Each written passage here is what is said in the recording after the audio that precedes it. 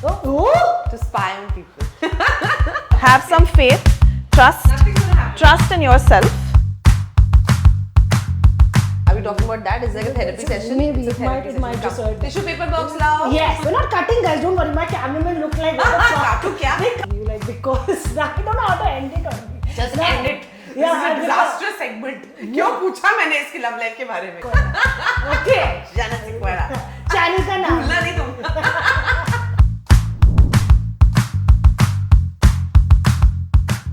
Hey guys, welcome back to another episode of the Hangout. आज मेरे साथ है the lovely Huma Qureshi. I've been wanting to do this for a while. I know, finally. I know, I don't know how many dates we've cancelled because you know Huma's so busy going on so many other dates. No, with I had to. Other journalists and like media tours and promotions. I don't know, you're going on other kind of dates? I'm sorry, I was cheating on you a little bit. Oh, just a little damn bit, it. I cheated on you, but it's okay. I'm here now, I'm all yours. When was the last time I met you for an actual shoot? I'll tell you, you know what? Fuck, I promised myself I would not name this film during our entire interview. But you will. Yeah, but I will because the last time I think I properly met you was for Gangs of Wasseypur. part 2. Correct. Which was 10 years ago, so shame on you. Shame on us I actually. also changed my careers and professions and I left like a very toxic job and all of that stuff in between. Are we talking about that? Is there a therapy session? Maybe It's a therapy it might session. just hurt. Tissue paper box lao. Yes, okay. But one of the main reasons I felt like it's the right time to have this conversation, and with that I shall present you a gift, is because, okay, this is it.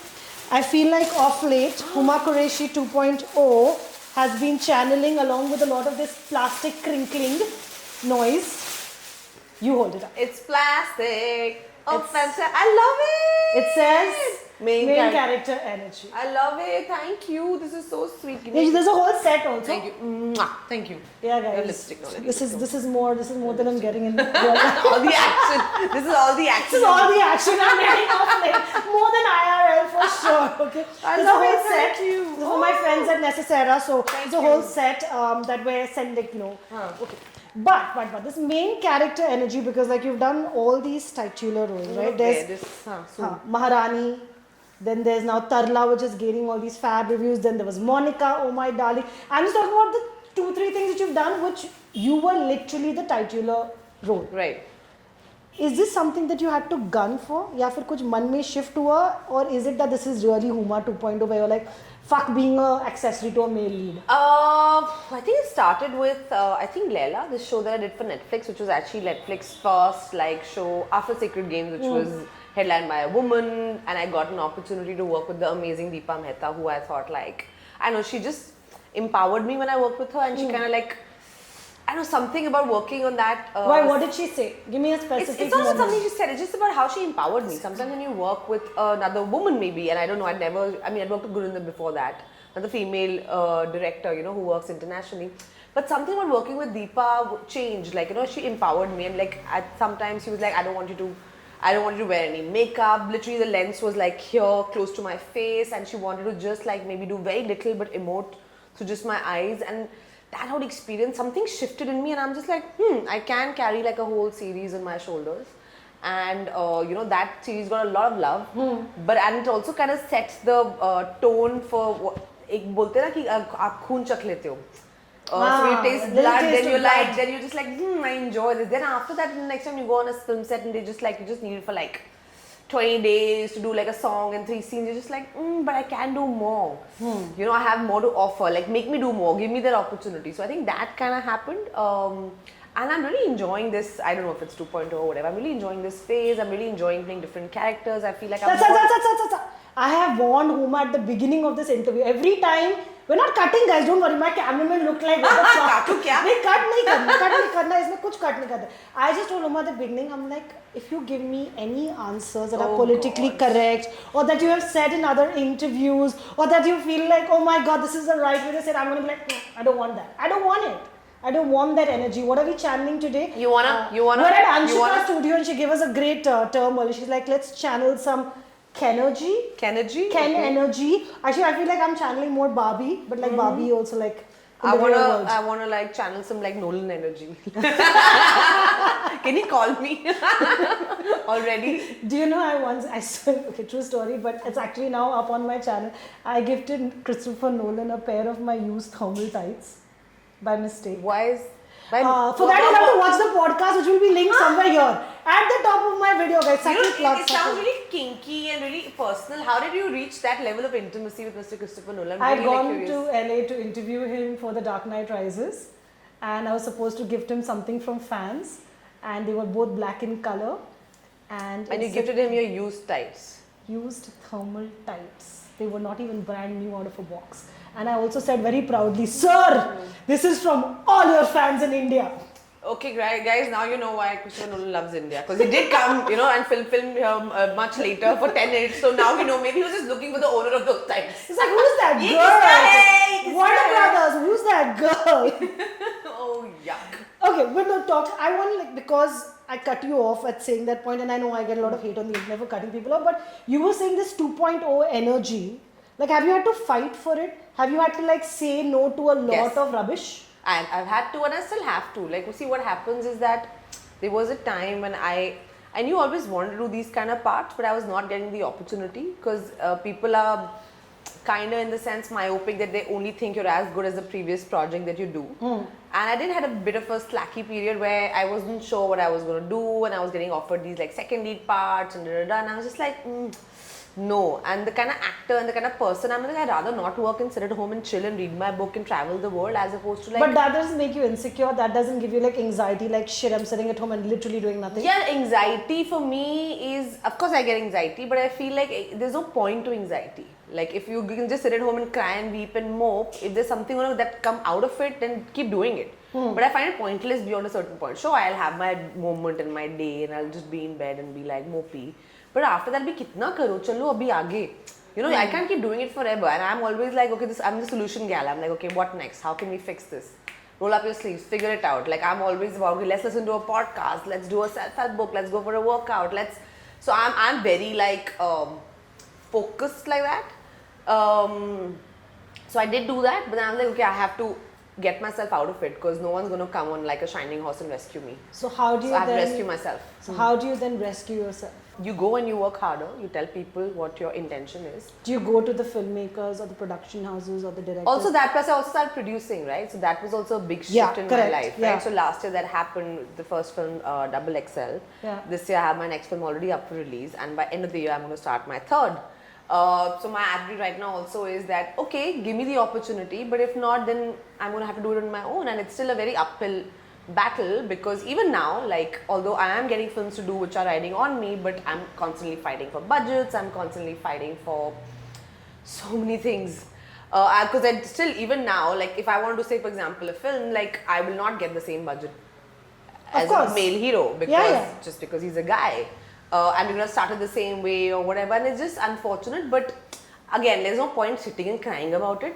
What are you going to do about it? That's my energy. You know, and I feel like this is such a great time for us to have this conversation because just this morning, और मुझे पता है ये मेरे comment पे थोड़ा कलेश होगा comment section पे, but Barbie and Oppenheimer are in theaters at the same time across the world, and Barbie's made more money. Yeah, Greta Gerwig is the highest opening female director of all time, which is insane, and I think like she's super talented, and of course people now know her because of Barbie, but like even before that, like her work has been pretty phenomenal. But you know, in the Indian context, why doesn't it happen, yaar Huma? Matlab, I keep thinking ki matlab, it's not like, I would imagine, in any case today when you put a film in the theatre, you really don't know 110% chalne wali hai ki nahi chalne wali. Which is why now OTTs are ruling the market, right? But then why aren't they willing, if they're willing to take risks on mediocre films with mediocre male stars who you don't know will guarantee an opening or not, why aren't they willing to take those bigger risks with an all-female cast? Yeah, it's a mindset. See, what happens traditionally speaking, which is why I always encourage more women to be also working behind the scenes. See, because what happens is that the power is always in the people who are commissioning these films. It's always the producers, the studios that decide what kind of stories will be told, which is what's happening in the West as well, right? Earlier there was this whole thing of like people just, because we make films that reflect our own reality. So the more women I feel that work behind the camera in the decision making situation and positions, the more they will greenlight those projects that will get to see light of the day. Yeah. It's like earlier you didn't have so many like LGBTQ stories coming out, but now because there's so many people working within the business that they're saying no, these stories must be told. They have an audience, they have a resonance. And cast someone authentic in that role, someone who's actually from that community. Or not necessarily. See, I'm on the other side of the fence on this. Okay, why? I'll tell you why. Because I feel like, of course, there must be. If I'm a Muslim woman from Delhi, then should I only play a Muslim woman girl from Delhi my whole life? No. I just did Tarla. You can say, oh, how can Huma play a Gujarati character? There's so many Gujarati actors out there and very talented. So we should only cast someone authentic. I don't think so. It's called acting for a reason, right? We're actors for a reason. However, having said that, if there is an actor who could be actually like, from the queer community, why can't he play like a straight guy? Absolutely. I don't see like there to be a dichotomy over there. That's the kind of world we should be working towards, as opposed to saying, nahi, tum, for example, I played a gay character, in Ded Ishq Kiya. And I find that so beautiful because it also enables me as an artist to really understand the other side and be like, oh, let me understand, not do like a representation which is very like surface or caricature. तो ये मुझे लगता है कि ऐसे तो फिर आप सिर्फ जो आप हो सिर्फ वही characters play कर सकते हो. It's called acting. I think when it comes down to maybe but just specific communities and specific specific roles I'm talking about, like for example, there was a lot of talk, and of course, Neeraj and Anurag and all these guys have gone on record about how they couldn't, when they were casting for Kubra's role in Correct. they couldn't find someone who was transgender to cast in that role, right? But then similarly, when they were casting for other communities, or backward communities, especially in India, then they feel like representation is also important over there. So I think and you guys can tell us comment section, guys, what you all openly feel about this. I mean, again, I would love to also know what everyone thinks, but my point is, I think cast for talent. And talent can come from anywhere. Correct. Which is what I'm saying. For example, you could, if there's a great like trans actor who's just like killing it, I'm like, absolutely, give that person an opportunity.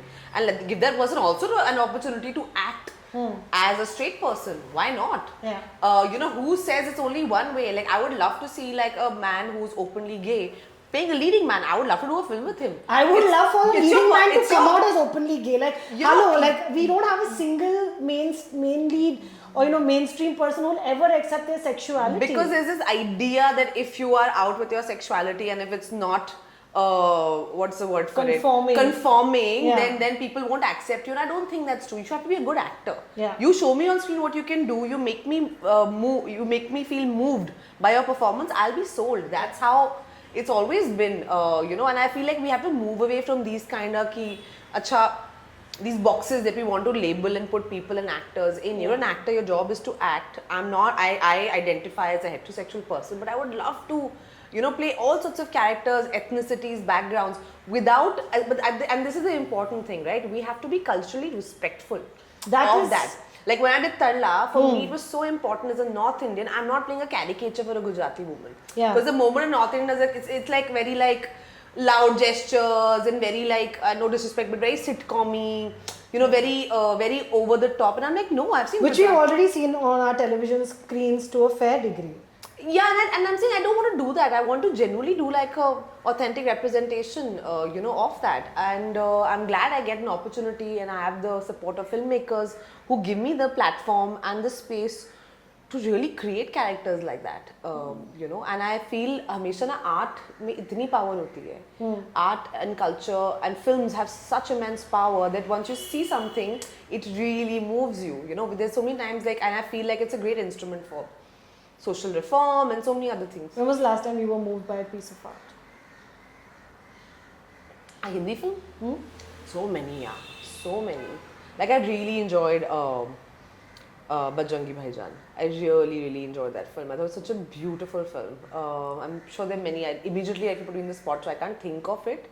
Love Dangal. Like I feel Dangal is like the best film of all time for me. Like especially that scene where Fatima's character, she defeats her father. Like I had literally gotten up and clapped because I'm like, I have never seen a scene like this in a Hindi film where the leading man, gets defeated by a girl who's his daughter, not for any other reason, that there's foul play or whatever, just because he's just old now. And It's almost like smashing the patriarchy and like moving beyond that. Yeah, and then moving beyond that, and it's like, I love that film. This is very special film, really moved me. You know, before our interview, I obviously went and did a little like, what's our age difference, because I wanted to talk about something which I feel like I do a show called Social Media Star, so I know that we talk about social media a lot, but I also feel like jo hamari generation hai, as in the millennials, we are in our 30s, we are that generation that didn't grow up with internet or phones in our hand, right? So for us, this entire culture of like, everyone else's opinion or validation of us now seems to have taken over our life, and we're not fully sure where we stand on that spectrum. Correct. I know that I've seen you went through your comment section quite a bit, and you get a lot of like mixed everything from religion to body to everything, like, how do you sort of take that on and say, screw these trolls or screw these naysayers and move beyond that? But who has the time to read so many comments? Unfortunately, I do apparently. Mainly एक number की क्योंकि तेरे पास काम नहीं है क्या कुछ नहीं काम यार कर मैं ले रिसर्च कर रही थी, it's called studying. रिसर्च करी पहले तो मैं मतलब पढ़ाई करके आऊँ इंटरव्यू के लिए. देखो मैं पढ़ाई होती तुम्हारी कि लोगों के कमेंट्स पढ़ना नहीं मतलब वाओ because मैं पढ़ती हूँ, मैं सच देखो मैं आपको बताती हूँ बात मैं सच बोल रही हूँ, मैं सारे अपने वीडियोस में भी सारे कमेंट्स पढ़ती हूँ. क्यों पढ़ती हो? Because sometimes I feel like it's a great learning exercise even for like okay no it's not ये फ्रेम बेटर हो सकता था, इसकी not. लाइटिंग बड़ी शिट थी, जानिस इसकी ऑडियो बड़ी शिट थी. I'll tell you, this is my approach and you can like it or hate it or whatever. Of course, what people think matters to you, but आपको पता चल जाता है. See, what also happens, social media is such a beautiful thing, and you rightly said, like, I didn't grow up with social media, but then when I started working as an actor, social media just kind of exploded. Now it's a very important part of my life. But if I sit every day and read every comment, what anybody is talking about me, I'll not be able to work. Because the human mind is so like interesting कि तू मुझे 10 बार ही बोल दे, अरे कितना अच्छा काम करते हो आप, इतनी सुंदर, but that one nasty comment I'll keep obsessing about it the whole day. So and I feel like of course it is very democratic that everybody has the power to have an opinion, but not every opinion is right. Correct. And therefore every opinion cannot be taken so seriously. आपका हक है, आप comment कीजिए, कोई बात नहीं, मेरे पास time ही नहीं है, मेरे को अपना काम करना है, I am an actor, I have so many things to do. If I read every comment I'll not be able to work and function, and I realize like reading each and every comment is not good for my mental health. It's really not good for my mental health. So I am gonna like put it out there, use my social media as like a mouthpiece to put my views and comments out there, and जो आपके काम को लेके like my relationship with my audience and my pact with my audience is about my work. Am I doing my job correctly? Or wo aapko... It's not like a dipstick that you think about? I mean, like, how are they responding to the trailer? No, ultimately, listen, there are agencies and companies and people who do that, and you will get to know how many people have seen it, how many views. My film came out third, I know exactly like how many people have seen it. कितने 75% देखी, क्या देखा, वो matter करता है ना, आपका काम लोगों को कैसा लग रहा है. अभी हर फोटो में इंस्टाग्राम पे रोज 3 फोटो लगाती हूँ, उसमें किसका क्या कमेंट है, ये पढ़ने रोज. हाँ वो कराते हैं ये लोग, काम कराते हैं ये लोग. She's pointing to team members behind. कराते हैं ये लोग. क्या मैं honestly मेरा बस चले तो I would be off social media and my life would be amazing. Same. And I would just want to have my interaction with my audiences through my films, because I also like that whole vibe of like the mystery around like actors, which I feel is kind of cool. Someone like a Ranbir Kapoor has never been on social media, for example. Isn't he on social media? I think like that's a thing like a Finsta. Yeah. No, I have a Finsta too. Oh! To spy on people. This is the 18th time I have chatted with an actor and they said they've also got a Finsta. Yeah, because you know what happens. And I feel like some actors give more of a shit about their Finsta than their actual Insta. I don't know about At least Janvi Kapoor does, okay? No, I'll tell you what I feel. What happens is some people, I don't want people to know that I'm seeing their story. So I just have a Finsta to like spy on people. Are these like cute men we're spying on? Also. Also. I would love Hi it guys. in the face. My Finsta ID is. No. Suddenly imagine my Finsta's blown up. More than my Instagram. Yeah, because she's using it to stalk cute guys and maybe girls. I don't know. We don't know. I also wanted to talk to you about like, because there are so many people now coming into the film industry from every corner. And for those of you, them who are looking up to you and saying that, okay, I want to make it in this industry. What are the things that they need to keep in mind? It's hard, man. It's a hard business. It's really hard. Like it takes a lot of patience. It takes a lot of courage. It takes a lot of waiting. I know, like, you know, in news and all, we like to talk about how someone's an overnight success and someone's like really made it, or उसने वो कोई coffee shop 2 रुपए की coffee पीने गया और वहाँ पे किसी से spot कर लिया और कुछ हो गया, या you know. I feel like it makes for great like stories, but in real life it takes a lot. Like you have to work for years before you become that overnight success, is what I say.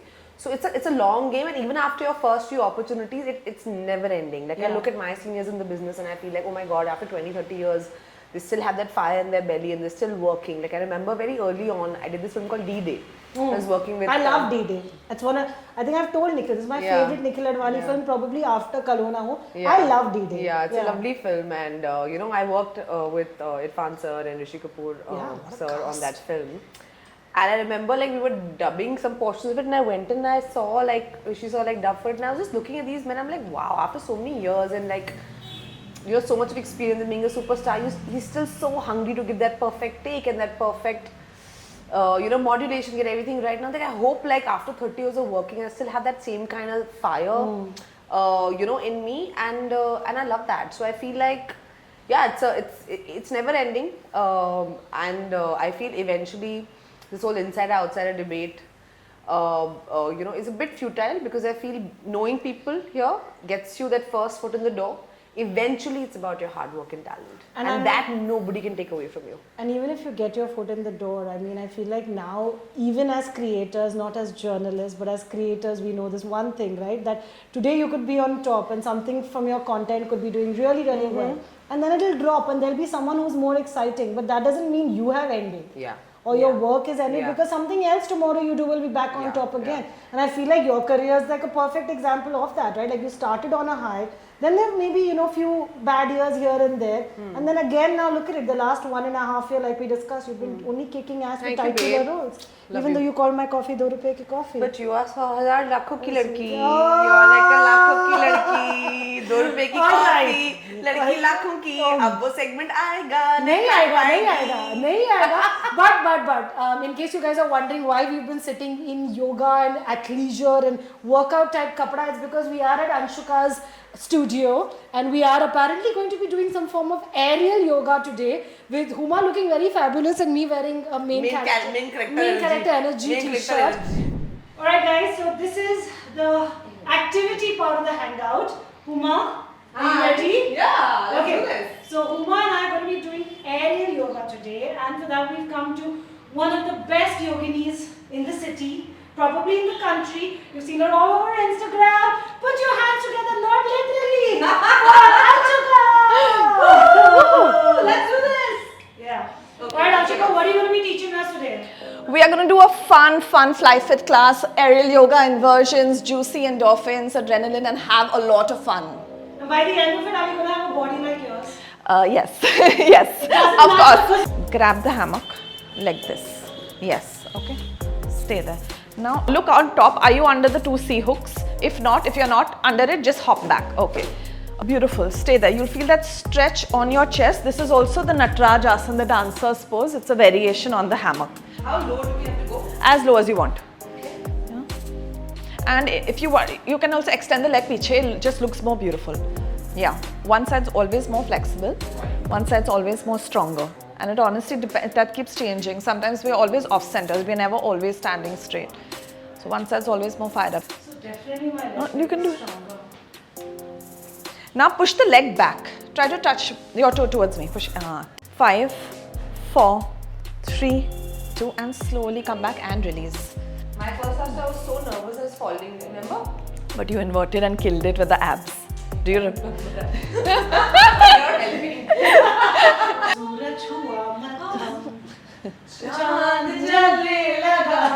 Clearly this is not how this class goes, but we're just having fun. Yeah, please. Okay, done. Ta ta ta ta ta. I'm about to kick you, hello. I've been kicked enough. Like the headstands people have done and like hit me, farted on my face, kicked me. Yeah. You're gonna try and do this on your own. I'm right here. Yeah, go for it. Beautiful. Push your heel away. Heel away. Both hands. Come on. You can do it. Beautiful. Push the heel away. Feel that freedom in your spine. Open up the chest. It's a brilliant heart opener, chest opener. Push your heel away. Just saying how her lower back feeling something. And slowly bring your leg around. Nahi, bahar se, nahi. Okay. Chin to your chest. Grab the hammock underneath your knees. From here. Hold tight. Come around. You're going to come to seated. Sit down on the mat, child's pose.